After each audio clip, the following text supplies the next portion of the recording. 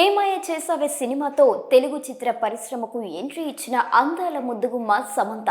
ఈమె అందం గురించి ఎంత చెప్పినా తక్కువే. ఇక చాలా తక్కువ అతి చిన్న సమయంలోనే తన యొక్క నటనలతో నవరసాలతో మంచి గుర్తింపు తెచ్చుకొని మంచి పేరును సంపాదించిన స్టార్ హీరోయిన్ గా సత్తా చాటింది.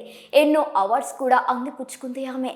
ఇక ఆమె పర్సనల్ విషయానికి వస్తే తాను ప్రాణంగా ప్రేమించిన నాగ చైతన్యను పెళ్లి చేసుకొని పెళ్లైన 4 సంవత్సరాల తర్వాత వారి ఇద్దరి మధ్య మనస్పర్ధలు ఏర్పడడం, ఒకరికి ఒకరు దూరంగా ఉండడం, చాలా కాలం పాటు జీవించారు ఈమె. ఇక కొంతకాలానికి వారిరువురు ఇష్టపూర్వకంగా పరస్పర అంగీకారంతో విడిపోవడం జరిగిన సంగతి కూడా మనందరికీ తెలిసిందే. డివోర్స్ తర్వాత నుంచి ఈ అందాల తార సమంత నిత్యం వార్తల్లో చక్కర్లు కొడుతుంది. సోషల్ మీడియాలో ఈమె యొక్క ప్రతి చిన్న మరియు పెద్ద విషయాలు హల్చల్ అవుతూనే ఉన్నాయి.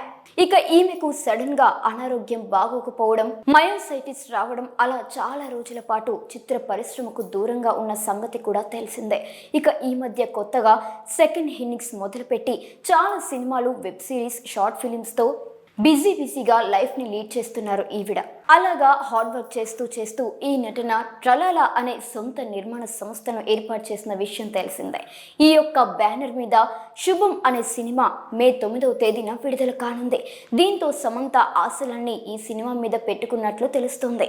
ఎందుకంటే ఈ సినిమా తాను నిర్మించిన నిర్మాణ సంస్థ నుంచి వస్తున్న తొలి మూవీ విడుదలైన మంచి హిట్ అందుకోవాలనేది ఆమె కోరిక.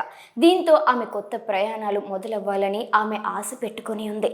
ఈ సమయంలోనే ఈ చిన్నది తన సినిమా హిట్ కావాలని తిరుమలకి వెళ్ళి పూజలు చేసి మొక్కులు చెల్లించిన విషయం కూడా మనందరికీ తెలిసిందే.